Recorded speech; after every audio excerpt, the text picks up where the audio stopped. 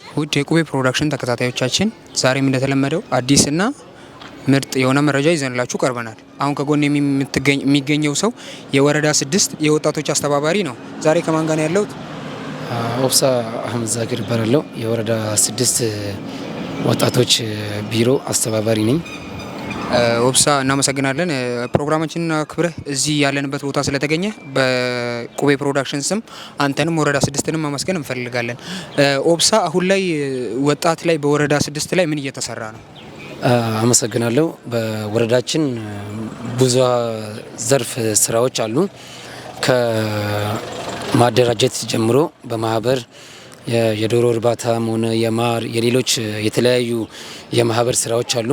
በአሁኑ ጊዜም ደግሞ ሌላም የብቃት የወጣቶች የስራ ላይ ልምምድ አለ። ያ ላይ ብዙ ወጣቶች እየተሳተፉ ነው።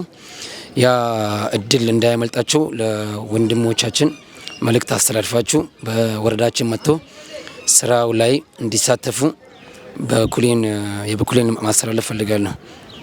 ያው እንደምትመለከቱት በየቤታችሁ ተኝታችሁ ያላችሁ ወጣቶች በሙሉ ኑ ወደኛ ስራ እንሰጣለን እናስተምራለን እያለ ነው ኦብሳ። እንደምትመለከቱት ኦብሳ ድሬዳዋ አሁን ያለችበት የሰላም ሁኔታ ወረዳ 6ም አሁን ያለበት የሰላምና የእድገት ሁኔታን እስቲ እንዴት ገልጸዋል አንተ? ይሄ አሪፍ ነገር ነው።